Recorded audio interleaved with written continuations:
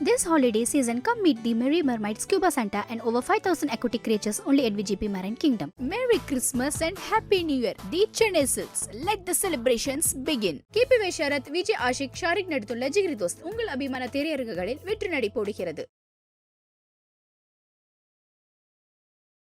திமுகவினுடைய சிட்டிங் அமைச்சருக்கு இந்த ஒரு தீர்ப்பானது வழங்கப்பட்டு சிறைக்கு போகக்கூடிய ஒரு நிலைமைக்கு தள்ளப்பட்டிருக்கார். செந்தில் பாலாஜியோட வழக்கு நீங்கள் இதோட பொருத்தி பார்க்க முடியாது. அது விசாரணை கைதியாக அவர் இருக்கிறார். தீர்ப்பு வரல. வேற இவர் தண்டிக்கப்படுகிறார். அடுத்த கட்டமா என்ன நடக்க போகுது? திமுக அந்த இடத்துல வேற ஒருத்தரை ரீப்ளேஸ் பண்ணணும். சமூக வலைதளங்களில் வேண்டுமானால் இந்த இருக்கக்கூடிய திமுக ஆதரவாளர்கள் வருத்தங்களை தெரிவித்துக் கொண்டு இந்த மாதிரிலாம் இருக்கலாம். பட் நீங்கள் விழுப்புரம்னு போனீங்கன்னாக்க அங்கே இருக்கக்கூடிய திமுக நபர்கள் அவர்கள் கொண்டாடி கொண்டிருக்கிறார்கள். இரண்டு விஷயங்களுக்காக அவர்கள் கொண்டாடி கொண்டிருக்கிறார்கள். இல்ல, முதலமைச்சர் பொன்முடியை சந்திக்கிறதுல என்ன பிரச்சனை இருக்கு? அவர் முதலமைச்சர் லஞ்ச ஒழிப்புத்துறையின் வழக்கில் குற்றம் நிரூபிக்கப்பட்டு தண்டனை பெற்றிருக்கிறாரோ அவர் எப்படி சந்திப்பீங்க நீங்க? இல்ல, அவரு முதலமைச்சரா இருந்தாலுமே அவர் திமுக தலைவர் இல்ல. அப்போ கட்சியினுடைய பிரதிநிதி, ஒரு தொண்டர் அல்லது முன்னாள் அமைச்சரா இருந்திருக்கார் அப்படிங்கிற அடிப்படையில் அவர் சந்திக்கிறாரு, ஆறுதல் கூறுவாரு. முதலமைச்சர் இல்லை, இப்போ பாஜக தலைவர் அண்ணாமலை சொன்னதை நான் சொல்கிறேன் பாருங்களேன். 11 திமுக அமைச்சர்கள் மீதான ஊழல் வழக்குகள் விரைவில் தீர்ப்பு வரணும். டிஎம்கே ஃபைல்ஸில் சில நிறுவனங்களை நான் குறிப்பிட்டிருந்தோம். அப்போ இந்த தீர்ப்புக்கள்லாம் காரணம் இந்த டிஎம்கே ஃபைல்ஸ் தான் அப்படிங்கிற மாதிரி அண்ணாமலை ஒரு நேரட்டிவை ஃபிக்ஸ் பண்ணுறாரு. இருக்குது யார் யாருக்கு எங்கெங்கே சொத்துக்கள் இருக்குன்றதெல்லாம் ஒரு விவரமும் ஒரு வாட்டி தேர்தல் நடக்கும் பொழுது எல்லாமே ஆன்லைன்லேயே பதிவாயிருக்கு. இது புதுசாக நீங்கள் என்ன ரிவீல் பண்ணியிருக்கீங்க? அதில் வடிவேலு கேரக்டர் ஒன்று வரும், நாய் சேகர் அப்படின்ட்டு. நான் ஜெயிலுக்கு போகிறேன்னு அந்த வண்டியில் ஏறி பார்ப்பேன். அந்த மாதிரி கூத்துல கோமாளி மாதிரி இவரையும் ஏறிக்கலாம். என்னோட கேள்வி என்னென்னா, நீ துரும்ப எடுத்து போடலை. எடப்பாடி பழனிசாமி சொல்கிறார், இந்த 11 பேர் மட்டும் இல்லை, மேலும் நிறைய நபர்கள், என் ஸ்டாலினுடைய குடும்பத்து நபர்களே கூட சிக்குவதற்கான வாய்ப்புகள் அதிகமாக இருக்கிறது.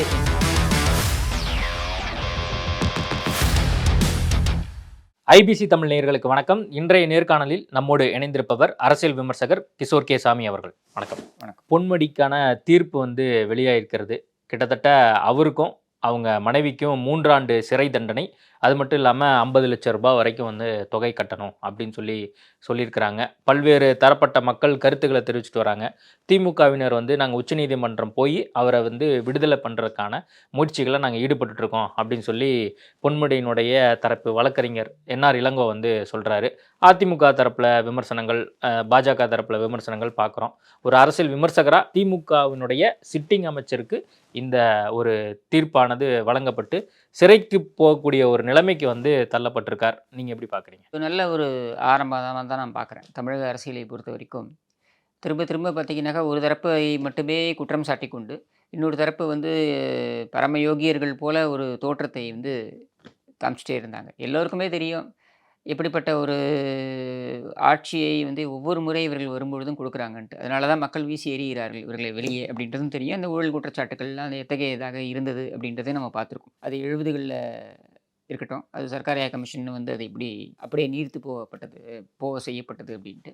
அதுக்கு அடுத்தது பார்த்தோம்னாக்கா 96லேருந்து 2001 இந்த காலகட்டத்தில் போடப்பட்ட வழக்குகள், இந்த காலகட்டத்தில் நடந்த சம்பவங்கள், அதன் அடிப்படையில் 2001 2006 போடப்பட்ட வழக்குகள். இந்த வழக்குகளை திரும்ப 2006 இவங்க ஆட்சிக்கு வந்தவுடனே எப்படி கையாளுறாங்க அப்படின்னு சொல்லிட்டு இதை உள்ளபடியே பொருத்தி பார்க்கணும். 2 தரப்புக்கும் நீங்கள் பொருத்தி பாருங்கள். 96 இவங்க ஆட்சிக்கு வந்த உடனேயே செல்வி ஜெயலலிதாவுக்கு எதிராக நீதிமன்றங்கள், சிறப்பு நீதிமன்றங்கள் அப்படின்னு தனி நீதிமன்றங்கள்னு அமைக்கிறாங்க.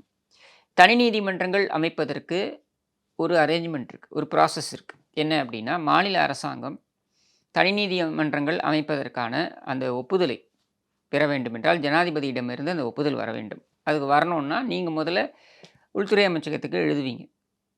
இங்கிருந்து மாநில அரசாங்கம் எழுதி அனுப்பி அவங்க அதை பரிசீலித்து அவங்க பரிந்துரை செய்வாங்க. ஜனாதிபதி அதன் அடிப்படையில் ஒப்புதல் கொடுப்பார். அதுக்கப்புறம் தான் தனி நீதிமன்றங்கள் அமைக்கப்படும். அதுபோல் 96லும் இவங்க அனுப்பி வைக்கிறாங்க. கருணாநிதியுடைய ஆதரவுடன் இயங்கிய அரசு உங்களுக்கே தெரியும். நேஷ்னல் ஃப்ரண்ட் கவர்மெண்ட்டோ ஆர் எஸ்எம் கவர்மெண்ட் அப்போது இருந்தது. இந்த குஜராத் கவர்மெண்ட்டு, தேவேகவுடா கவர்மெண்ட் அந்த சமயத்தில். அப்போ தனி நீதிமன்றங்கள் அமைக்க வேண்டும் என்று அனுப்பப்பட்ட பொழுது அப்போது உள்துறை அமைச்சராக இருந்தவர் திரு இந்திரஜித் குப்தா. அவர் சில சந்தேகங்களை எழுப்பி மீண்டும் கருணாநிதி அரசாங்கத்திற்கே அனுப்பி வைக்கிறார். அந்த சந்தேகங்களுக்கு உரிய விளக்கங்கள், எதற்காக இந்த தனி நீதிமன்றங்களை அமைக்க போறீங்க அப்படின்றது கேட்டு தான். இவர்கள் அதுக்கு உரிய பதிலே கொடுக்கல.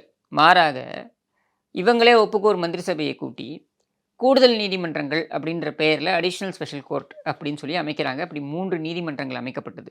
இந்த சென்னை இதில் பார்த்தீங்கன்னா, இப்போ சிபிஐ அலுவலகம் இருக்கு இல்லையா, அந்த வளாகத்தில் தான் அது இது பண்ணப்பட்டது. அங்கே வந்துட்டு பார்த்தீங்கன்னா, இவங்க வந்துட்டு 13 வழக்குகள் அப்படின்றது போடுறாங்க. ஆக்சுவலி பதிவானது 56 வழக்குகள். ஆனால் 13 வழக்குகள்ன்ட்டு 3த்தையும் பிரித்து இது பண்ணுறாங்க. அவ்வாறு அமைக்கப்பட்ட வழக்குகள் விசாரணை நடந்து கொண்டிருந்த காலகட்டத்தில் தான் ஆட்சி மாற்றம் ஏற்படுகிறது. செல்வ ஜெயலலிதா மீண்டும் முதலமைச்சராக வருகிறார். அப்போது எதிர்க்கட்சி வரிசையில் இருந்த திரு எஸ்.ஆர். பாலசுப்ரமணியம் அவர்கள் இவரை வந்து என்ன சொல்கிறாருன்னா, அப்போ காங்கிரஸில் இருந்தார் அவர். அவர் வந்து, நீங்கள் இதெல்லாம் பழிவாங்கும் நோக்குடன் போடப்பட்ட வழக்குகள், இது இந்த மாநில அரசாங்கமே தான் அந்த நீதிமன்றங்களில் செட்டப் பண்ணியிருக்காங்க அப்படின்னும் பொழுது, அவங்களே அமைத்திருக்கிறதுனால மாநில அரசாங்கத்திற்கு அதை வாபஸ் பெறுவதற்கும் இந்த நீதிமன்றங்களை கலைத்துவிட்டு நீங்கள் அந்த வழக்குகளை வாபஸ் பெறுவதற்கும் உங்களுக்கு எல்லா அதிகாரமும் இருக்குது அப்படின்றத அவர் மேற்கோள் காண்பிக்கிறார். அப்பொழுது செல்வி ஜெயலலிதா அவர்கள், இல்லை, சட்டப்பூர்வமாக இது வந்து நீதிமன்றத்துக்கு போய்விட்ட நிலையில் நீதிமன்றத்திலேயே நான் இது வந்து எதிர்கொண்டு இதை நான் விடுதலை ஆகிடுவேன் அப்படின்றத அவங்க தெரிவிக்கிறாங்க. இது ஒரு நிலைப்பாடு. மாறாக இவங்க எடுக்கக்கூடிய நிலைப்பாடு என்னன்றது பாருங்க, நான் சொல்லலை, இது திரு ஆனந்த் வெங்கடேஷ் அவர்கள் பதிவு செய்கிறார். இவங்க ஆட்சிக்கு வரும்பொழுதெல்லாம் லஞ்ச ஒழிப்புத்துறையை கையில் எடுத்துக்கொண்டு ப்ராசிக்யூஷன் இவங்க கைக்கு வந்துடுது அப்படின்னும் பொழுது, இவர்கள் கேஸை ப்ராசிக்யூட் பண்ணுறது அப்படின்ற ஒரு நிலை வரும்பொழுது, இவர்கள் அதை இவர்களுடைய அட்வான்டேஜுக்கு இவங்க பயன்படுத்திக்கிறாங்க அப்படின்றத தான் நம்மளால் பார்க்க முடிகிறது. அதிமுகவில் இருக்கக்கூடிய ஒரு சில பேர் மேலேயும் இந்த குற்றச்சாட்டை அவர் வைக்கிறார். Let us be fair, where he has taken up these cases, he has also taken up those cases. அப்படி பார்க்கும்பொழுது அது வந்து ஒரு ஒரு ஒரு தீர்வை நோக்கி போகுது. அட்லாஸ்ட் இவர்களை யார்தான் வந்து அக்கௌண்டபிள் ஆக்குறது அப்படின்ற ஒரு கேள்வி எல்லார் மத்தியிலும் இருந்த பொழுது, அப்பா நடந்துருச்சு அப்படின்னு சொல்லக்கூடிய ஒரு தீர்ப்பாகத்தான் நான் இதை பார்க்குறேன். ஓகே, அதான் நீங்கள் கொஞ்சம் எலாபரேட்டிவாக சொல்லியிருக்கீங்க, கடந்த கால வரலாறோட சேர்த்து நீங்கள் பொருத்தி பார்த்து சொல்லியிருக்கீங்க. ஆனால் இந்த தீர்ப்பின் மூலமாக திமுகவுக்கு ஒரு மெசேஜ் ஒன்று போய் சேருதில்ல. ஏன்னா ஆல்ரெடி வந்து செந்தில் பாலாஜி வந்து இப்போ என்ன நிலைமையில் இருக்கார், ஈடினால் கைது செய்யப்பட்டு இப்போ அவர் சிறையில் இருக்கிறத நம்ம பார்க்குறோம். இப்போ கரண்ட்டாக பொன்முடி இந்த ஒரு விவகாரத்தில் இப்போ சிக்கி கொண்டார் அப்படின்னு நம்ம வைத்து கொண்டாலுமே கூட திமுகவுக்கு இது என்ன மாதிரி மெசேஜை கொடுக்குது? ஏன்னா தொடர்ந்து அமைச்சர் பெருமக்கள் இந்த மாதிரி சிறைக்கு செல்வது, நீதிமன்றங்கள் மூலமாக தண்டிக்கப்படுவது அப்படிங்கிற ஒரு சூழல் மாறுது இல்லையா? இதை வந்து எப்படி பார்க்குறீங்க? செந்தில் பாலாஜியோடைய வழக்கு வந்துட்டு நீங்கள் இதோட பொருத்தி பார்க்க முடியாது. ஏன் பொருத்தி பார்க்க முடியாதுன்னா, செந்தில் பாலாஜியோடைய வழக்கு என்பது அது விசாரணை கைதியாக அவர் இருக்கிறார்.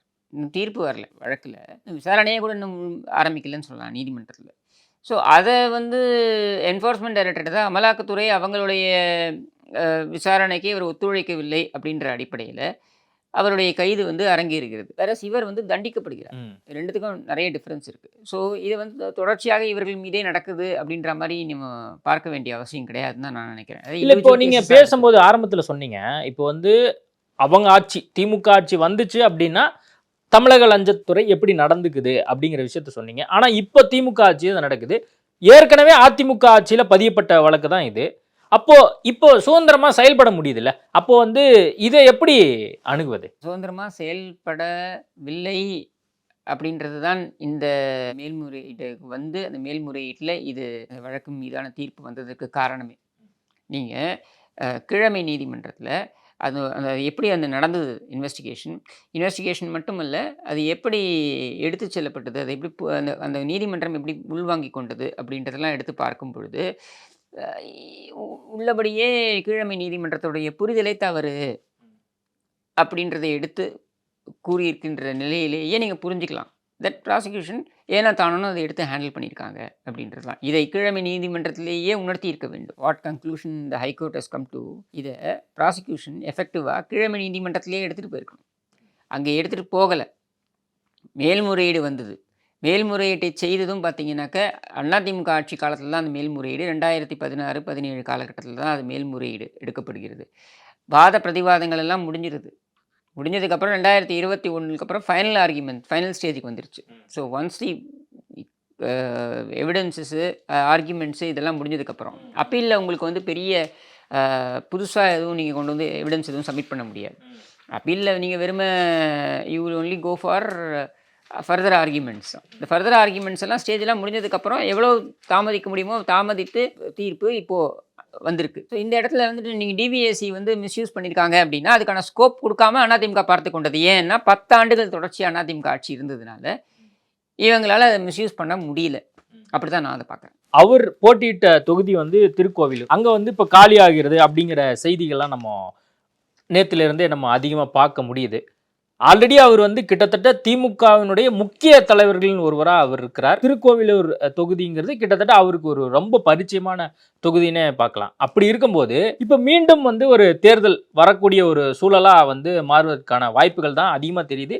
ஜனவரி மாதம் அவங்க உச்சநீதிமன்றத்தில் வந்து மேல்முறையீடு போயிருக்காங்க. அதன் காரணமாக என்ன நடக்க போகுதுங்கிற நம்ம பொறுத்துன்னு பார்ப்போம். நம்ம அரசியலுக்கு வந்துடுவோம். நம்ம டெக்னிக்கலாக அதிகமாக பேச வேணாம். பார்க்கக்கூடியவங்களுக்கும் அது பெருசாக பேசினாலும் புரியாதுன்னு நினைக்கிறேன். இப்போ அடுத்த கட்டமா என்ன நடக்க போகுது? இப்போ பொன்முடி வழக்கு ஒரு பக்கம் நடக்க போகுது. திமுக அந்த இடத்துல வேற ஒருத்தரை ரீப்ளேஸ் பண்ணணும். அப்போ அதுக்கு என்ன மாதிரியான முயற்சிகள் அவங்க ஈடுபடுவாங்க? அது அதிமுகவோ பாஜகவோ எப்படி கையாளும் நீங்க நினைக்கிறீங்க? Sharma, you have to understand. சமூக வலைதளங்களில் வேண்டுமானால் இந்த இருக்கக்கூடிய திமுக ஆதரவாளர்கள் வந்து ரொம்ப வருத்தங்களை தெரிவித்து கொண்டு இந்த மாதிரிலாம் இருக்கலாம்.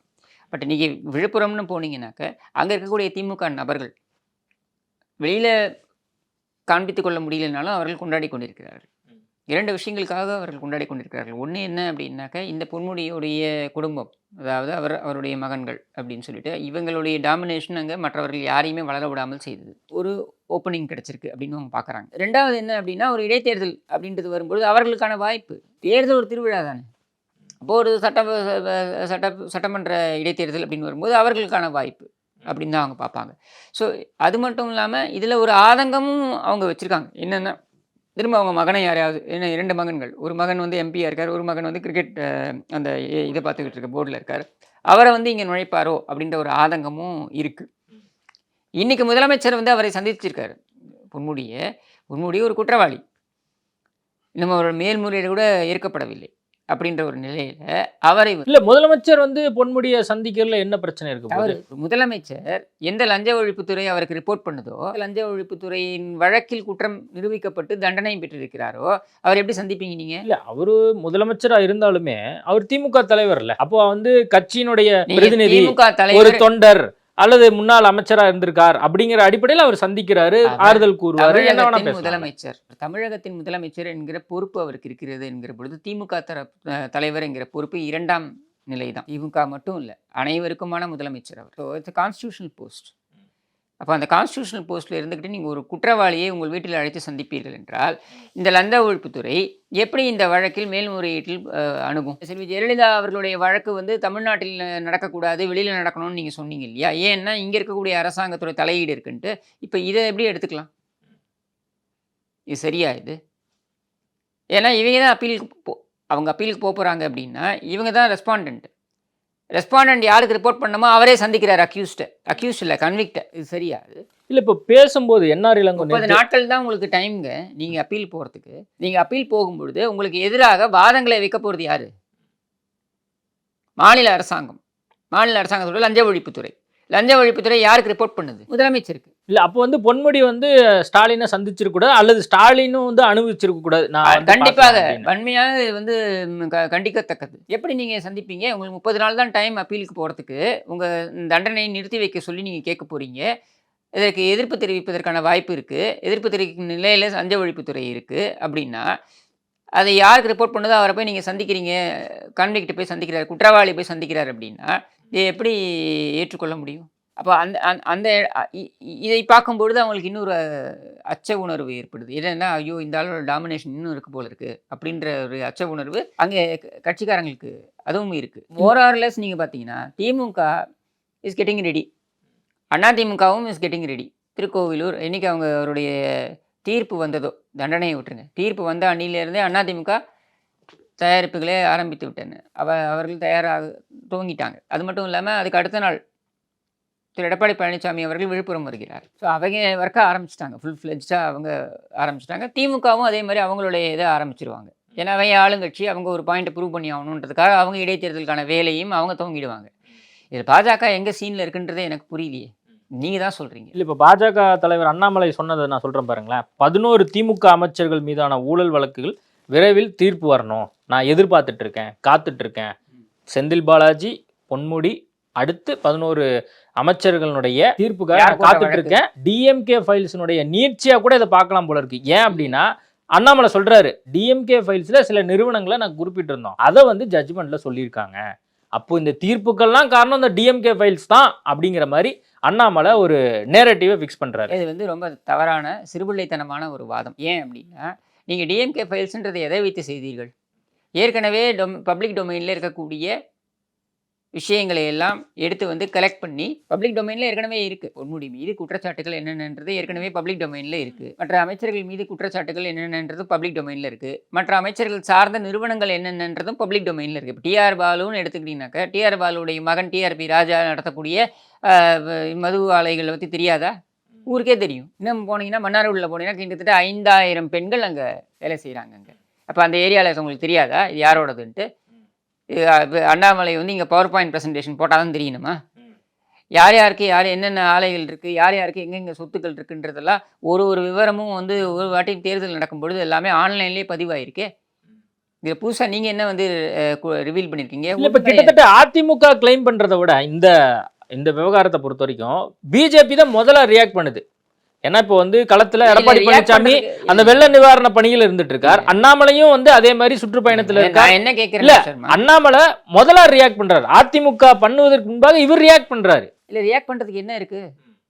நீ ஒரு செந்தில் பாலாஜி வந்து கிட்டத்தட்ட கைதாகி இப்போ வந்து சிறையில இருக்கிறார், அதுக்கு காரணம் நான் தான் அப்படிங்கிற மாதிரி பேசுறாரு. பொன்முடி தரப்பா அவங்க என்ஆர் இளங்கோ தரப்புல விளக்கம் கொடுத்தாலுமே கூட அண்ணாமலை என்ன சொல்றாரு பாருங்க, நான் சொன்ன சில கம்பெனி நேம் வந்து தீர்ப்புலேயே சொல்லப்பட்டிருக்கு, அப்போ நாங்க ஊழலுக்கு எதிராக நாங்க வந்து தொடர்ந்து குரல் கொடுக்குறோம் பாத்தீங்களா, நாங்க சொன்னதெல்லாம் நடக்குது பாத்தீங்களா அப்படின்னு தான் அண்ணாமலை சொல்றாரு. அவர் சொல்றது தானே நடக்குது. வடிவேலு கேரக்டர் ஒன்று வரும், நாய் சேகர் அப்படின்ட்டு, நான் ஜெயிலுக்கு போறேன்னு அந்த வண்டியில ஏறிப்பாப்புல. அந்த மாதிரி கூத்துல கோமாளி மாதிரி இவரையும் ஏறிக்கலாம். என்னோட கேள்வி என்னன்னா, நீ துரும்ப எடுத்து போடல சரியா? இப்ப நான் கூட சொல்ல முடியுங்க, இதுல பேர் என்ன, ரஃபேல் குற்றச்சாட்டு அப்படின்னு சொல்லிட்டு நான் போக முடியும். ஏற்கனவே பப்ளிக் டொமைனில் இருக்குது.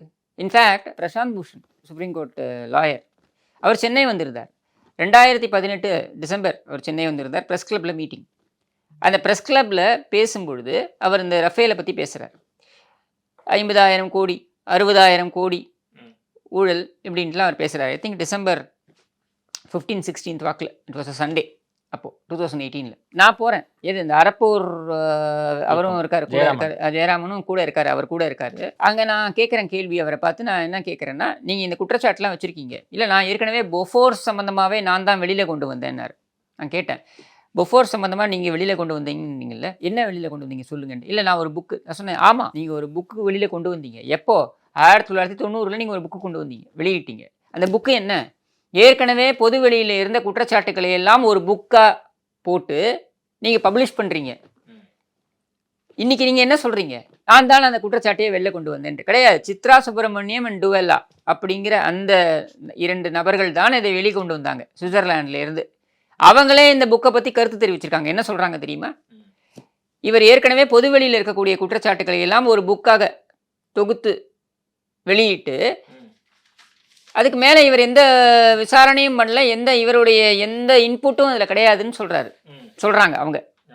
அவங்க தான் இன்வெஸ்டிகேட்டிவ் ஜேர்னலிஸ்ட். நீங்கள் ஒரு journalist, you know what investigative journalism is about. அதாவது நீங்கள் வந்து இந்த யார் மேலே குற்றம் சாட்டுறீங்களோ அவங்க சம்மந்தப்பட்ட ஆளுங்கள்கிட்ட போய் பேட்டி எடுக்கணும், இந்த இடைத்தரகர்களாக இருக்கக்கூடியவர்கள்ட்ட பேட்டி எடுத்துக்கணும், அந்த சப்ளையர் பொஃபோர்ஸ்ன்ற சப்ளையர் அவங்ககிட்ட பேட்டி எடுத்துக்கணும். இதெல்லாம் நீங்கள் எடுத்துருந்தீங்கன்னா, இந்த வேலையெல்லாம் நீங்கள் பண்ணியிருந்தீங்கன்னா, you are the person who brought it அவுட்னு சொல்லலாம். இது எதுவுமே இல்லாமல் பொது வெளியில் ஏற்கனவே இருக்கக்கூடிய விஷயங்கள் எல்லாம் தொகுத்து ஒரு ப்ரெசன்டேஷனாக கொடுத்து நான் தான் வெளியே கொண்டு வந்தேன்னு சொன்னால் அயோக்கியத்தனம் இல்லையாது? இதைத்தான் அவர் செய்கிறாரு. பவர் பாயிண்ட் ப்ரெசன்டேஷன் எல்லாரும் கொடுக்கலாமேங்க. இல்லை, இப்போ அண்ணாமலை வந்து தொடர்ந்து வந்து தமிழ்நாட்டில் ஊழலை ஒழிக்கணும் அப்படிங்கிறக்காக தான் அவர் வந்து தொடர்ந்து பண்றாரு. நான் அந்த ஊழலை ஒழிக்கணுன்ற அவருடைய கூட்டுக்கு நான் அடுத்தது வரேன். என்னுடைய கேள்வி இங்கே என்ன அப்படின்னா, நீங்கள் செந்தில் பாலாஜியோட வழக்கில் துரும்ப எடுத்து நீங்கள் போட்டிங்களா? என்ஃபோர்ஸ்மெண்ட் டைரக்டரேட் எப்போ உள்ளே வருது? உச்சநீதிமன்றம் வந்து என்ஃபோர்ஸ்மெண்ட் டைரக்டரேட் உள்ளே வரலாம் என்று சொன்னதுக்கப்புறம் தான் அவங்க அது வரைக்கும் காத்திருந்து அதுக்கப்புறம் தான் அவங்க உள்ளே வராங்க. சரியா? உச்சநீதிமன்றத்துக்கு ஏன் அந்த வழக்கு போச்சு? எடப்பாடி பழனிசாமி அவர்களுடைய ஆட்சி காலத்துல 2018 இவங்க வந்து இந்த சார்ஜ் ஷீட்டை ஃபைல் பண்ணி அதை முன்னுக்கு எடுத்துட்டு போறாங்க. அதை முன்னே எடுத்துட்டு போகும்பொழுது அந்த இடத்துல அவர் ஒப்புதல் வாக்குமூலத்தை கொடுக்கிறார். யாரு? செந்தில் பாலாஜி. நீதிமன்றத்திலேயே போயிட்டு நான் வாங்கியது உண்மை, நான் அவர்களிடமே திரும்பி கொடுத்துட்டேன், ஆனால் அப்படின்னு சொல்றாரு. திரும்பி கொடுத்துட்டேன்னு சொல்ற இடத்துல தான் பிரச்சனையாகுது. ஏன் அப்படின்னா, நீ வாங்கினா திரும்பி கொடுத்துட முடியுமா அப்படின்றது ஒரு கேள்வி. நம்பர் 1. நம்பர் 2, யாருக்கெல்லாம் திரும்பி கொடுத்த அப்படின்னா எங்களுக்கெல்லாம் வரவே இல்லை அப்படின்னு நிறைய பேர் வந்து சொல்றதுனால இந்த விஷயம் உச்சநீதிமன்றம் வரைக்கும் போகுது. உச்சநீதிமன்றத்தில் இருக்கக்கூடிய நீதியரசர் இதை கண்டுபிடித்து அவர் என்ன சொல்றாருனாக்க, இதை வந்து ஒரு டைம் லிமிட் கொடுத்து இந்த டைம் லிமிட்குள்ள நீங்கள் விசாரிக்கணும்னு சொல்றாரு. இவ்வளோ அந்த ஸ்டேஜில் தான் இடி உள்ள வருது. இதில் அண்ணாமலையோட ரோல் என்ன? உங்கள் டிஎம்கே ஃபைல்ஸோட ரோல் என்ன? ஒன்றும் கிடையாது. இடைப்பட்ட நேரத்தில் நீங்களும் செந்தில் பாலாஜியும் ட்விட்டரில் சண்டை போட்டுக்கிட்டு இருந்தீங்க. அவர் இங்கே வாட்சின்னுவார், நீங்கள் உடனே அவர் வந்து அவர் அந்த ப்ரெஸ் மீட்டில் ஆஃப் த ரெக்கார்ட் மைக் அப்படி வச்சுக்கிட்டு யாரோட எந்தெந்த லேடிஸோட அஃபேர் இருக்குது அப்படின்றத இவர் பேசினது. இதுதான் நடந்துகிட்டு இருந்தது. இதை வச்சு நீங்கள் ஒரு ஊழல் குற்றச்சாட்டையே கண்டுபிடிச்சிட்டிங்களா? நீங்கள் இப்படி பேசிகிட்டு இருந்து இதைத்தான் இவர் செஞ்சுக்கிட்டு இருந்தார். இவருக்கும் இந்த செந்தில் பாலாஜி விவகாரமாக இருக்கட்டும், இல்லை பொன்முடி வழக்காக இருக்கட்டும், இல்லை இந்த 11 பேருன்னு சொல்கிறாரு, இதுக்கும் சம்பந்தமே கிடையாது. இல்ல அவர் லிஸ்ட் போடுறாரு. அடுத்து வந்து பாத்தீங்க அப்படின்னா உங்களுக்கு வந்து கே நேரு இருக்காரு, துரைமுருகன் இருக்காரு, ஐ பெரியசாமி இருக்காரு அப்படின்னு லிஸ்ட் போடுறாரு. ஆமா, அவர் என்னென்ன லிஸ்ட் கொடுத்தாரோ அந்த லிஸ்ட்ல இருக்கிற அமைச்சர்கள் தான் இப்ப வந்து சிறைக்கு போக வேண்டிய ஒரு வழக்கு பெண்டிங்ல இருக்குன்னா அது லிஸ்ட்டை நான் கொடுத்துட்டேன்னு சொல்லுவீங்களா? நீங்க சொல்றீங்கல்ல, இப்ப 1996 to 2001 இருக்கட்டும், 2006 to 2011 இருக்கும். இது கிட்டத்தட்ட நீண்ட வருடமா நடக்கக்கூடிய வழக்குங்கிறது நம்ம எல்லாத்துக்குமே தெரியும். ஆனா அண்ணாமலை டிஎம்கே ஃபைல்ஸ் வெளியிட்டாரு, ஊழலை பத்தி பேச ஆரம்பிச்சாரு. தமிழ்நாட்டுல சிட்டிங் அமைச்சர்கள் விருப்பம் வந்து நீதிமன்றம் வரைக்கும் போய் இப்ப தீர்ப்பு வரைக்கும் வழங்கப்படுது. அப்படிங்கும் போது அப்போ அதனோட இம்பாக்ட் பாருங்க எப்படி இருக்குன்னு சொல்லி. You are not at all being reasonable in understanding what I am trying to say. Annamalai வந்து 2021 ஊழல் குற்றச்சாட்டை பற்றி சொல்கிறதுக்கும் 2016 மேல்முறையீடு வந்து இவர் பண்ணுறதுக்கும் அப்போ என்ன பொன்முடிக்கு எதிராக எடப்பாடி பழனிசாமி அவர்களுடைய காலத்தில் மேல்முறையீடு பண்ணுறதுக்கு என்ன சம்மந்தம் இருக்க முடியும்? What is there bending?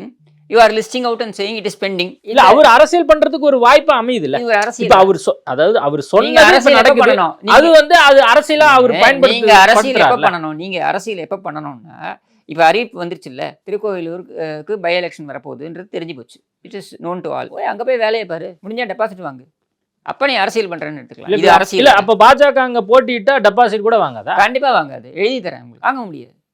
ஏன்னா உங்களுக்கு வேறு விதாலே கிடையாது, வெறும் வாய்ஸ் எவிடால் மட்டும்தானே உங்கள்கிட்ட இருக்குது. இந்த மாதிரி மற்றவங்களோட உழைப்பை எடுத்து உங்களுடைய பெயரை ஒட்டிக்கொள்வது அல்லது ஒட்டிக்கொள்ள முயற்சிப்பது, இதை தவிர்த்து வேறு என்ன நீங்கள் பண்ணியிருக்கீங்க? What is your contribution? சரி, விழுப்புரத்தில் எடுப்போம். உங்கள் கட்சி என்ன சொல்லு, பேசுவோம். சி, இதை கிளைம் பண்ணி அரசியல் செய்யணுன்ற அவசியம் கிடையாது. ஒரு வழக்கு என்ஆர் இளங்கோ என்ன சொல்கிறாரு? என்ஆர் இளங்கோ அவங்களுடைய வழக்கறிஞர். யாரோட வழக்கறிஞர்? திமுக பொன்முடியோடைய வழக்கறிஞர். அவர் என்ன சொல்கிறாரு? நேற்று என்ன சொன்னார்? இது அனைத்து அண்ணா திராவிட முன்னேற்ற கழகம் போட்ட பழிவாங்கக்கூடிய வழக்கு, இப்படித்தானே அவர் சொல்கிறார். அப்போது அதிமுக என்ன சொல்லணும்? சட்டம் அதன் கடமையை செய்திருக்கிறது. லஞ்ச ஒழிப்புத்துறையில் புகார் கொடுத்துருக்காங்க. புகார் வந்து கீழமை நீதிமன்றத்தில் தீர்ப்பு வந்து எதிர்மறையாக வந்துருச்சுன்னா அப்பீல் போய் தான் ஆகணும். அப்பீல் போயிருக்காங்க. அப்பீலில் உங்களுக்கு எதிராக தீர்ப்பு வந்துருச்சு. அதிமுக ஆட்சி காலத்தில் வழக்கு பதிவு செய்யப்பட்டது. அதிமுக என்ன சொன்னது? தவறு செய்தவர்கள் மீது நடவடிக்கை எடுக்கப்படும்னு. நடவடிக்கை எடுக்கப்பட்டு விட்டது. அவ்வளோதான். நாங்கள் தான் அந்த தீர்ப்பை வாங்கி கொடுத்தோம்னு சொல்கிறதுக்கு அதிமுகவா ஜட்ஜு அங்கே ஜட்ஜு பக்கத்தில் உட்காந்துருந்தாங்க? இல்லையே. அப்போது அந்த வாதமே அவங்க திமுக எந்த வாதத்தை வைக்குதோ அதை நம்மளே சரின்னு சொல்கிற மாதிரி ஆகிடாதா? சட்டம் அதன் கடமையை செய்திருக்கிறது. அதிமுக என்ன ப்ராமிஸ் பண்ணாங்க மக்கள்கிட்ட? இவர்களை கண்டிப்பாக நாங்கள் இவர்களுக்கு தண்டனை பெற்று தருவோம்னு பெற்றுக் கொடுத்தாச்சு, முடிஞ்சு போச்சு. அப்போ அண்ணாமலை யதார்த்தம் புரியாம கலை யதார்த்தம்லாம் தெரியாம பேசிட்டு இருக்காரு. கலை யதார்த்தம் தெரியாம இல்லை, அவருக்கு நன்றாகவே தெரியும் கலை யதார்த்தம் என்னன்னு. கலை யதார்த்தம் என்னன்னா, இவர்கள் களத்தில் எதுவுமே இல்லை என்பதுதான். அதனால அவரால் வேற எங்க அரசியல் செய்ய முடியும்? பிரஸ் மீட்லையும் சோஷியல் மீடியாவிலும் தான் அரசியல் செய்ய முடியும். அதை மட்டுமே சிறப்பாக செய்து கொண்டிருக்கிறார். பொன்முடி வந்து இப்போ குற்றவாளி அப்படின்னு சொல்லப்பட்டிருக்கு. 9 ஆண்டுகள் வரைக்கும் அதிகபட்சமாக அவரால் போட்டியிட முடியாது, அரசியல் வாழ்க்கையிலேருந்து ஒதுங்கி இருக்கணும் அப்படிங்கிற ஒரு சூழல் இருக்கு. ஒருவேளை உச்சநீதிமன்றம் இல்லை நாங்கள் நிறுத்தி வைக்கிறோம் அப்படின்னு சொன்னால் மட்டுமே அவர் தொடர முடியும் அப்படிங்கிற ஒரு சூழல் இருக்கும்போது பொன்முடியோட எதிர்காலம் எப்படியா இருக்கு? பொன்முடியோட எதிர்காலம்ன்றத அவரோட ஏஜ் என்னங்க, அவர் ஸ்டாலின் எல்லாம் ஒரே ஏஜ் குரூப் தானேங்க. ஸோ அவங்கள பொறுத்த வரைக்கும் அவங்களுக்கு அவங்களுடைய மகன்கள் வந்து இப்போ டேக் ஓவர் பண்ணுறதுக்கு இருக்காங்க. அப்படின்னும் பொழுது அவங்க அதை முன்னெடுத்துட்டு போக போகிறாங்க. ஏன் காலத்துக்கும் இருப்பாங்களா? எதுனா கருணாநிதி 93 வயசுக்கும் பிடிச்சிட்டு இருந்தார் பதவின்றதுக்காக எல்லாரும் 93 வயசுக்கும் வரிசையாக பிடிச்சிக்கிட்டு இருக்கணும்னு அது அவசியம் இருக்கான்னு அப்படிலாம் ஒன்றும் கிடையாது. அடுத்த ஜென்ரேஷன் எடுத்துப்பாங்க. இப்போ துரைமுருகன் எடுத்துக்கிட்டிங்கனாக்க 2026 அவர் போட்டியிடுவாரா என்றால் அவரை விட அவர் மகன் கதிரானந்த் போட்டியிடுவதற்கான வாய்ப்பு தான் அதிகம்னு நான் நம்புகிறேன். கதிரானந்த் பாராளுமன்ற தேர்தலில் போட்டியிட மாட்டார். இன்னைக்கு பாராளுமன்ற உறுப்பினராக இருக்கிறார். ஆனால் 2024 எனக்கு வரக்கூடிய தகவல் அவர் போட்டியிட போவதில்லை அப்படின்ட்டு. ஏன் அப்படின்னா 2026 காட்பாடி தொகுதியில் அவர் தந்தையுடைய தொகுதியில் அவர் போட்டியிடுவதற்கான வாய்ப்பு அதிகம் இருக்கிறது அப்படின்னு சொல்லப்படுகிறது. இந்த மாதிரி அடுத்த ஜென்ரேஷன் டேக் ஓவர் பண்ணிட்டு போக போகிறாங்க. இதில் என்ன பொன்முடி என்ற தனிநபருக்கு வேண்டுமானால் அது ஒரு பின்னடைவுன்னு நான் பார்க்குறேன். இதுதான் திமுக என்பது எல்லோருக்குமே தெரியும். இது வரைக்கும் இவங்க ஃபிக்ஸ் ஆகாமல் இருந்தாங்க. அதாவது இவங்களை யாருமே அக்கௌண்டபிளாக கொண்டு வராமல் இருந்தாங்க. இதுதான் திமுக என்பது தெரியாதா? இல்லை, ஆர்எஸ் பாரதி எப்பயுமே சொல்லுவார்ல, நாங்கள் இது வரைக்கும் யாருமே வந்து இது மாதிரி ஜெயலலிதா மாதிரியோ அல்லது என்ன சொல்லிட்டு இருந்தாருன்னா, திமுக போட்ட வழக்கில் தோல்வியே பெற்றது கிடையாது அப்படின்னு சொல்லிட்டு, இப்போ அதுவே தவறான ஒரு வாதம். ஏன்னா டான்சி வழக்கில் அவர்கள் தோல்வியை பெற்றார்கள். அது மட்டும் இல்லை, ஜெயலலிதா அவர்கள் மீது போட்ட 13 வழக்குகளில் 12 வழக்குகளையும் அவர் தோல்வி தான் சந்தித்தார்கள். ஒரே ஒரு வழக்கு சொத்து வழக்கில் மட்டும்தான் அவர்களால் வெற்றி பெற முடிந்தது. நாம் சொல்லக்கூடியது இங்கே என்ன அப்படின்னா, ஒரு காலத்தில் திமுகவுடைய வழக்கறிஞர் அணி அப்படின்றது பலம் பொருந்திய ஒரு அணியாக இருந்தது. அதில் ஒன்றும் மாற்று கருத்தே கிடையாது. அதாவது அவங்க வெரி அக்ரெசிவாக தொட்டதுக்கெல்லாம் வழக்கு அது இதுன்னு நீதிமன்றத்துக்குள்ளே பூந்து விளையாடுவாங்க. அப்படி இருந்தது ஒரு காலத்தில். இன்றைக்கு அது அப்படியே நேர் எதிராக இருக்குது. நீங்கள் கூர்ந்து கவனித்து பாருங்கள். நம்ம எப்போவுமே கம்ப்ளைண்ட் பண்ணுவோம். இன்ஃபேக்ட் நான் வந்து பொதுத்தளத்திலேயே பேசி வந்தேன். 2016 வரைக்கும் நீங்கள் பார்த்தீங்கன்னாக்கா ஜெயலலிதா அவர்களுடைய காலத்தில் நான் சொல்லிகிட்டே இருப்பேன், சுட்டி காண்பித்து கொண்டே இருப்பேன். உங்களுடைய வழக்கறிஞர் அணி வந்து பிரச்சனை எப்போவுமே ஒரு ஒரு எனர்ஜெட்டிக்காகவே இல்லை, அதாவது ஒரு அக்ரெசிவ்னஸ்ஸே இல்லை. இப்போ பார்த்தாலும் வந்து நீதிமன்றம் வந்து குட்டு வைத்து கொண்டே இருக்குது. அந்த அளவு தான் இருக்குது.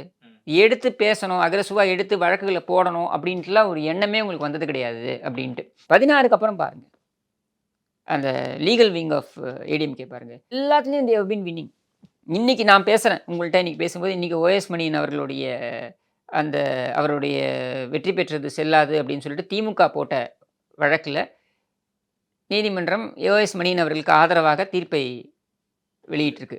அப்போது அது வரைக்கும் சொல்கிறேன் நான். ஏன் அதிமுகக்குள்ளே நடந்த அந்த உட்கட்சி விவகாரம், சசிகலா அவர்களுக்கு எதிரான வழக்குகளாக இருக்கட்டும், ஒற்றை தலைமை அப்படின்னு நடந்த அந்த அந்த லீகல் ஃபைட்டாக இருக்கட்டும், முக்கியமாக ரெட்டையலை, it went to a legal fight. Supreme court வரைக்கும் போய் அதை எப்படி வந்துட்டு instructions were given to election commission. எல்லோரும் என்ன பேசிக்கிட்டு இருந்தாங்கன்னா, இவங்களுக்கு வந்து ரெட்டையலை முடக்கப்படும், அது வழங்கப்படாது, அப்படி எப்படின்னு பேசிக்கிட்டு இருந்த நிலையில் அதை சாதுரியமாக நீதிமன்றத்திலே போய் நீதிமன்றம் வாயிலாகவே அதை பெற்று வந்தார்கள். அது மாதிரி ஒவ்வொரு விஷயத்திலையும் எடுக்கணும். அதே மாதிரி எடப்பாடி பழனிசாமி அவர்களுக்கு எதிராக போடப்பட்ட பதியப்பட்ட அந்த ஊழல் குற்றச்சாட்டு வழக்காக இருக்கட்டும், உச்சநீதிமன்றம் வரைக்கும் போய் அது தள்ளுபடியானது. அப்போது இதில் எல்லாத்துலேயுமே அதிமுக வெற்றி பெற்று கொண்டே வருகிறது. இன்க்ளூடிங் பொன்முடிக்கு எதிரான இந்த வழக்கில் மேல்முறையீடு சரியாக செய்ததாக இருக்கட்டும். இப்படி இருக்கும்பொழுது திமுக அதுக்கு நேர் எதிராக, அதாவது அதிமுக 2016க்கு எப்படி இருந்ததோ அப்படி திமுகவுடைய லீகல் விங் மாறிடுச்சு. எல்லாத்தையும் தோல்வி. ஓகே, அதான் இப்போ நீங்கள் வந்து அதிமுக முன்ன விட பெட்டராக வந்து வழக்கறிஞர் அணியை வச்சிருக்கிறாங்க அப்படிங்கிற தகவலை சொல்கிறீங்க. இப்போ இந்த இடத்துல என்ஆர் இளங்கோ பேசும்போது சொல்கிறார் இல்லையா, இது வந்து அரசியல் பழிவாங்கும் ஒரு நோக்கம் கொண்டதாக இருக்கிறது அப்படின்னு சொல்லி. இப்போ நீங்கள் பேசும்போது சொன்னீங்க, இது முழுக்க முழுக்க அரசியல்லாம் தாண்டி இது லீகல் ஆஸ்பெக்ட்லையும் பார்க்கும்போது இது ஒரு வேலிடான ரீசனாக இருக்குது அப்படிங்கிற விஷயத்தை நீங்கள் சொல்கிறீங்க. இப்போ இது அரசியல் பழிவாங்கல் அப்படிங்கும்போது இது திட்டமிட்டு ஒவ்வொரு மினிஸ்டராக காலி பண்ணுறதுக்கான விஷயங்களை அதிமுக இனிமேல் முன்னெடுக்குமா? இல்லை, ஏற்கனவே நம்ம அந்த இந்த கூட்டம் நடந்துச்சு இல்லையா, மாநாடு நடந்துச்சு இல்லையா, மாநாட்டிலே வந்து திரு எடப்பாடி பழனிசாமி அவர்கள் ரொம்ப தெளிவாக சொல்லியிருக்கிறார்கள், நீங்கள் எங்களை நாங்கள் பிரிஞ்சிருக்கோம்னு நினைக்கிறீங்க, நீ உங்க கூடாரத்தை சரி பண்ணிக்க, உங்க கூடாரத்தில் தான் பிரச்சனை அப்படின்ட்டு. இது எல்லாவற்றிலையுமே சொல்லக்கூடிய விஷயம் என்னவா இருக்குன்னா, நீங்கள் நிறைய அரசியல் பேசக்கூடிய நபர்களே, நிறைய பொதுவில் பேசக்கூடிய நபர்களே என்ன சொல்கிறாங்கன்னா, ஸ்டாலின் தவறி விட்டார், இதையெல்லாம் கவனிப்பதற்கு ஸ்டாலின் தவறி விட்டார்ன்ட்டு. இதில் அதிமுக எங்கே நீங்கள் குறை சொல்ல முடியும்? டிவிஎஸ்சி வாத பிரதிவாதங்களை முன்வைச்சுது. அதிமுகவுடைய லீகல் விங்கை பொறுத்த வரைக்கும் இவங்க இப்போ உதாரணத்துக்கு பொன்முடியோட இந்த சுவமோட்டோ கேஸில் பார்த்தீங்கன்னாக்கா டாக்டர் ஜெயவர்தன், அதாவது திரு ஜெயக்குமார் அவர்களுடைய மகனும் முன்னாள் எம்பியுமான திரு ஜெயவர்தன் அவர்கள், அவர் வந்து தன்னை இணைத்து கொண்டார். அந்த மாதிரி அக்ரெசிவாக போய் பர்சீவ் பண்ணுறாங்க. பர்சீவ் பண்ண தான் போகிறோம். முன்னாடி வந்து இவங்க மேலே வந்து சரி நம்ம மக்களுடைய பணி செய்வதற்காக வந்திருக்கிறோம், நமக்கு அதுதான் ப்ரையாரிட்டி அப்படின்னு இருந்தது போக, இன்றைக்கு நமக்கு புரிதல் என்ன வருது அப்படின்னா, மக்கள் பணி என்பதில் இவர்களை நெயில் டவுன் பண்ணி பர்சீவ் பண்ணணும். நெயில் டவுன் பண்ணால் மட்டும் போகாது, வழக்கு போட்டால் மட்டும் போகாது, அதை பர்சீவ் பண்ணி லாஜிக்கல் கன்க்ளூஷன் கொண்டு போகணும். அதைத்தான் இப்பொழுது செய்து கொண்டிருக்கிறது அதிமுக என்றால் நான் உள்ளபடியே அதை வரவேற்கிறேன். இதை கடந்து வந்து பார்த்தீங்கன்னா, இப்போ எடப்பாடி பழனிசாமி இது தொடர்பாக வந்து செய்தியாளர்கிட்ட பேசும்போது என்ன சொல்றாருன்னா, இன்னும் பல்வேறு அமைச்சர்கள் வந்து கைது செய்யப்படுவார்கள் அப்படிங்கிற கருத்தை வந்து அவர் சொல்றாரு. அவர் சொல்வதற்கு எல்லா உரிமையும் அவருக்கு இருக்கு. ஏன்னா அவர் அரசாங்கம் அல்லது அவர் கட்சி ஆட்சியில் இருந்த பொழுதுதான், அது செல்வி ஜெயலலிதா அவர்களாக இருக்கட்டும், அது இவர் காலமாக இருக்கட்டும், இவர்கள் தான் வழக்குகளை போட்டார்கள். யார் யாரோ உரிமை கொண்டாட முடியாது. நான் லிஸ்ட்டு படிச்சுட்டேன் அப்படின்றதுனால உனக்கு சொந்தமாயிடாது. அது ஒரு ட்ரங்கு பெட்டியை தூக்கிக்கிட்டு ஆளுநருடைய ராஜ்பவனில் கொண்டு போய் நிற்க வச்சுக்கிட்டு, பாருங்க நான் வந்து கம்ப்ளைண்ட்டை கொடுத்துட்டேன் அப்படின்ட்டு, அதாவது டிஜிட்டல் இந்தியான்னு பேச வேண்டியது. ஆனால் ஒரு ட்ரங்கு பெட்டி முழுக்க தூக்கிட்டு ஓட வேண்டியது ராஜ்பவனுக்கு. இதை பாருங்கள் இவ்வளோ ஆவணங்கள் தாக்கல் செஞ்சுட்டேன்ட்டு. இந்த ஆவணத்தில் எதையுமே ஆளுநர் கண்டுக்கிட்ட மாதிரி தெரியல. இது வரைக்கும் கொடுத்து 4 மாதம் ஆச்சு, 4-5 மாதம் ஆச்சு. யார்? நம்ம பாஜக மாநில தலைவர் அண்ணாமலை தான். சரியா? டிஎம்கே ஃபைல்ஸ் 1, 2ன்னு போட்டு இத்தனை மாதம் ஆச்சு. ஒன்றுக்கு கூட ஏன்னா அவர் என்ன சொன்னார், சிபிஐயில் வந்து அப்பாயின்மெண்ட் கொடுத்துருக்காங்க எனக்கு, நான் அங்கே போய் கொடுக்க போகிறேன்னாரு. அதுக்கப்புறம் நம்மளே திருப்பி ஃபர்தர் கேட்டோம். கேள்வி என்ன கேட்டோம்னா, சிபிஐயில் எப்படி தனிநபர்களுக்கு அப்பாயின்மெண்ட் கொடுப்பாங்க? மாநில தலைவராகவே இருங்க, எப்படி அப்பாயின்மெண்ட் கொடுப்பாங்க? அந்த மாதிரி வழக்கமே கிடையாது அப்படின்ட்டு. ஏன்னா நான் என்கொயர் பண்ணேன், சவுத் ஜோன் ஆஃப் சிபிஐயில் என்கொயர் பண்ணும்போது அப்படிலாம் ஒரு வழக்கமே கிடையாதுன்ட்டாங்க. அதுக்கப்புறம் என்ன சொன்னால், ஆன்லைனில் அனுப்பிட்டோம் அப்படின்ட்டு. சரி, ஆன்லைனில் அனுப்பிட்டீங்கன்னா சிபிஐ இது வரைக்கும் அதை தொட்டு கூட பார்த்தா மாதிரி தெரியலையே, இல்லை உங்களை கூட்ட ஒரு விசாரணை கூட கேட்ட மாதிரி தெரியலையே. சரி, சிபிஐ எடுத்துக்கல, கவனத்தில் எடுத்துக்கல, சிபிஐ எடுத்துக்கொள்ள வேண்டும் என்று சுப்பிரமணிய சுவாமி எப்படி செல்வி ஜெயலலிதா இருந்த பொழுது ஆளுநரிடம் அனுமதி பெற்று வழக்கு தொடுத்தாரோ, அந்த மாதிரி மாநில தலைவர் பாரதிய ஜனதா மாநில தலைவர் அடுக்கடுக்கான குற்றச்சாட்டுக்களை வைக்கிறார் என்றால், போய் ஒரு பர்மிஷன் வாங்கி ஆளுநர்கிட்டேருந்து பர்மிஷன் வாங்கி போட வேண்டியதானே வழக்கை. பொதுநல வழக்கு போடலாமே, போட்டிங்களா? போடலை. ஆனால் இவர்களுக்கு எதிராக உள்ளபடியே பொதுநல வழக்குகளாக இருக்கட்டும் அல்லது அரசாங்கம் சார்பாக வழக்குகளாக இருக்கட்டும், இதெல்லாம் போட்ட அந்த உரிமை அதிமுகவுக்கு இருக்கிறது. அதனால் எடப்பாடி பழனிசாமி சொல்கிறார், இந்த 11 பேர் மட்டும் இல்லை, மேலும் நிறைய நபர்கள், என் ஸ்டாலினுடைய குடும்பத்து நபர்களே கூட சிக்குவதற்கான வாய்ப்புகள் அதிகமாக இருக்கிறது என்று. ஓகே, அது நம்ம பொறுத்திருந்து பார்க்கலாம். காலம்தான் பதில் சொல்லும் என்ன நடக்க போகுது அப்படிங்கிறதெல்லாம் நம்ம பொறுத்திருந்து பார்க்க வேண்டிய ஒரு தருணமும் இருக்குது. பல்வேறு விஷயங்கள் குறித்து பேசியிருக்கோம். நேர்காணல் கொடுத்ததுக்கு மிக்க நன்றி. This holiday season, come meet the Merry Mermaid Scuba Santa and over 5,000 aquatic creatures only at VGP Marine Kingdom. Merry Christmas and Happy New Year! The Chennai Silks. Let the celebrations begin. KP Vaisharath, VJ Ashik, Sharik நடித்துள்ள ஜிகிரி தோஸ்த் உங்கள் அபிமான திரையரங்குகளில் வெற்றி நடை போடுகிறது.